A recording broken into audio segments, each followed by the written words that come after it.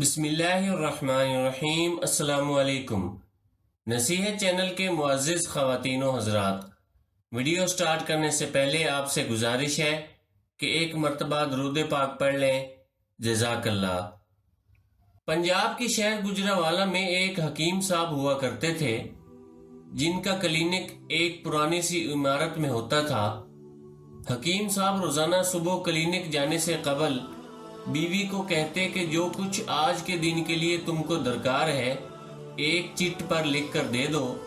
بیوی لکھ کر دے دیتی۔ حکیم صاحب دکان پر آ کر سب سے پہلے وہ چٹ کھولتے۔ بیوی نے جو چیزیں لکھی ہوتی ان کے سامنے ان چیزوں کی قیمت درج کرتے، پھر ان کا ٹوٹل کرتے، پھر اللہ سے دعا کرتے کہ یا اللہ، میں صرف تیرے ہی حکم کی تعمیل میں تیری عبادت چھوڑ کر یہاں دنیا داری کے چکروں میں آ بیٹھا ہوں۔ جو ہی تو میری آج کی مطلوبہ رقم کا بندوبست کر دے گا میں اسی وقت یہاں سے اٹھ جاؤں گا۔ اور پھر یہی ہوتا۔ کبھی صبح کے 9:30، کبھی 10 بجے حکیم صاحب مریضوں سے فارغ ہو کر واپس اپنے گاؤں چلے جاتے۔ ایک دن حکیم صاحب نے دکان کھولی، رقم کا حساب لگانے کے لیے چٹ کھولی تو وہ چٹ کو دیکھتے ہی رہ گئے۔ ایک مرتبہ تو ان کا دماغ گھوم گیا۔ ان کو اپنی آنکھوں کے سامنے تارے چمکتے ہوئے نظر آ رہے تھے، لیکن جلد ہی انہوں نے اپنے اعصاب پر قابو پا لیا۔ آٹے دال وغیرہ کے بعد بیگم نے لکھا تھا بیٹی کے جہیز کا سامان۔ کچھ دیر تو سوچتے رہے، پھر چیزوں کی قیمت لکھنے کے بعد جہیز کے سامنے لکھا یہ اللہ کا کام ہے، اللہ جانے۔ 1-2 مریض آئے ہوئے تھے، ان کو حکیم صاحب دوائی دے رہے تھے۔ اسی دوران ایک بڑی سی کار ان کی دکان کے سامنے آ کر رکی۔ حکیم صاحب نے کار یا صاحب کار کو کوئی خاص توجہ نہ دی، کیونکہ کئی کاروں والے ان کے پاس آتے رہتے تھے۔ دونوں مریض دوائی لے کر چلے گئے۔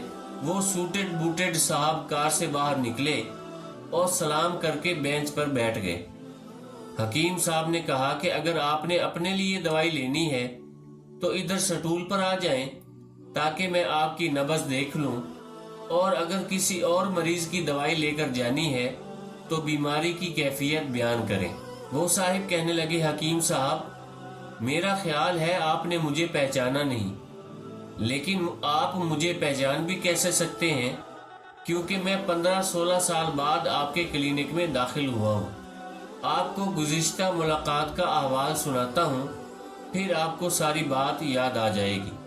جب میں پہلی مرتبہ یہاں آیا تھا تو میں خود نہیں آیا تھا، خدا مجھے آپ کے پاس لے آیا تھا، کیونکہ خدا کو مجھ پر رحم آ گیا تھا اور وہ میرا گھر آباد کرنا چاہتا تھا۔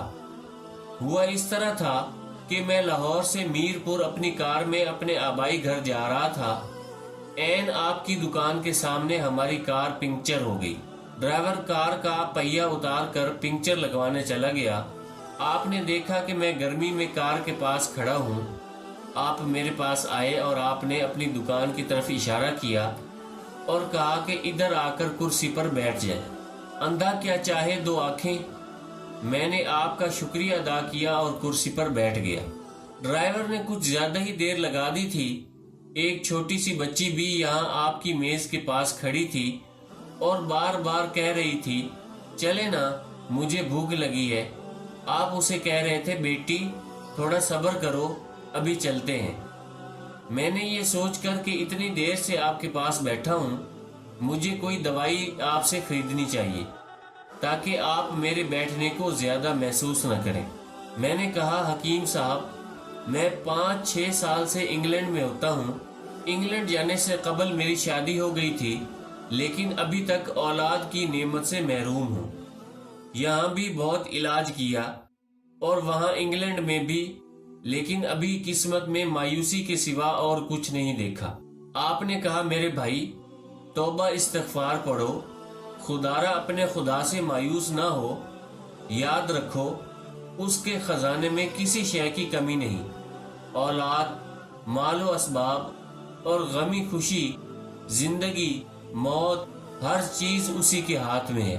کسی حکیم یا ڈاکٹر کے ہاتھ میں شفا نہیں ہوتی اور نہ ہی کسی دوا میں شفا ہوتی ہے۔ شفا اگر ہونی ہے تو اللہ کے حکم سے ہونی ہے، اولاد دینی ہے تو اسی نے دینی ہے۔ مجھے یاد ہے آپ باتیں کرتے جا رہے اور ساتھ ساتھ پڑیاں بنا رہے تھے۔ تمام دوائیاں آپ نے 2 حصوں میں تقسیم کر کے 2 لفافوں میں ڈالی۔ پھر مجھ سے پوچھا کہ آپ کا نام کیا ہے؟ میں نے بتایا کہ میرا نام محمد علی ہے۔ آپ نے ایک لفافہ پر محمد علی اور دوسرے پر بیگم محمد علی لکھا۔ پھر دونوں لفافے ایک بڑے لفافے میں ڈال کر دوائی استعمال کرنے کا طریقہ بتایا۔ میں نے بے دلی سے دوائی لے لی کیونکہ میں تو صرف کچھ رقم آپ کو دینا چاہتا تھا، لیکن جب دوائی لینے کے بعد میں نے پوچھا کتنے پیسے، آپ نے کہا بس ٹھیک ہے۔ میں نے زیادہ زور ڈالا تو آپ نے کہا کہ آج کا کھاتا بند ہو گیا ہے۔ میں نے کہا مجھے آپ کی بات سمجھ نہیں آئی۔ اسی دوران وہاں ایک اور آدمی آ چکا تھا۔ اس نے مجھے بتایا کہ کھاتا بند ہونے کا مطلب ہے کہ آج کے گھریلو اخراجات کے لیے جتنی رقم حکیم صاحب نے اللہ سے مانگی تھی وہ اللہ نے دے دی ہے، مزید رقم وہ نہیں لیتے۔ میں کچھ حیران ہوا اور کچھ دل میں شرمندہ ہوا کہ میرے کتنے گھٹیا خیالات تھے اور یہ سادہ سا حکیم کتنا عظیم انسان ہے۔ میں نے جب گھر جا کر بیوی کو دوائیں دیں اور ساری بات بتائی تو بے اختیار اس کے منہ سے نکلا وہ انسان نہیں کوئی فرشتہ ہے، اور اس کی دی ہوئی ادویات ہمارے من کی مراد پوری کرنے کا باعث بنے گی۔ حکیم صاحب، آج میرے گھر میں 3 پھول اپنی بہار دکھا رہے ہیں۔ ہم میاں بیوی ہر وقت آپ کے لیے دعائیں کرتے رہتے ہیں۔ جب بھی پاکستان چھٹی پر آیا، کار ادھر روکی لیکن دکان کو بند پایا۔ میں کل دوپہر بھی آیا تھا، آپ کی دکان بند تھی۔ ایک آدمی پاس ہی کھڑا ہوا تھا۔ اس نے کہا کہ اگر آپ کو حکیم صاحب سے ملنا ہے تو آپ صبح 9 بجے لازماً پہنچ جائیں، ورنہ ان کے ملنے کی کوئی گارنٹی نہیں۔ اس لیے آج میں صبح سویرے آپ کے پاس آ گیا ہوں۔ محمد علی نے کہا کہ جب 15 سال قبل میں نے یہاں آپ کے مکتب میں آپ کی چھوٹی سی بیٹی دیکھی تھی تو میں نے بتایا تھا کہ اس کو دیکھ کر مجھے اپنی بھانجی یاد آ رہی ہے۔ حکیم صاحب، ہمارا سارا خاندان انگلینڈ سیٹل ہو چکا ہے، صرف ہماری ایک بیوہ بہن اپنی اسی بیٹی کے ساتھ پاکستان میں رہتی ہے۔ ہماری بھانجی کی شادی اس ماہ کی 21 تاریخ کو ہونی تھی۔ اس بھانجی کی شادی کا سارا خرچ میں نے اپنے ذمہ لیا تھا، لیکن بدقسمتی سے اسے گردن توڑ بخار ہوا اور وہ اسی حالت میں ہی اس جہان فانی سے کوچ کر گئی۔ اس کے فوت ہوتے ہی نہ جانے کیوں مجھے اور میری بیوی کو آپ کی بیٹی کا خیال آیا۔ ہم میاں بیوی نے اور ہماری تمام فیملی نے فیصلہ کیا کہ ہم اپنی بھانجی کا تمام جہیز کا سامان آپ کے ہاں پہنچا دیں گے۔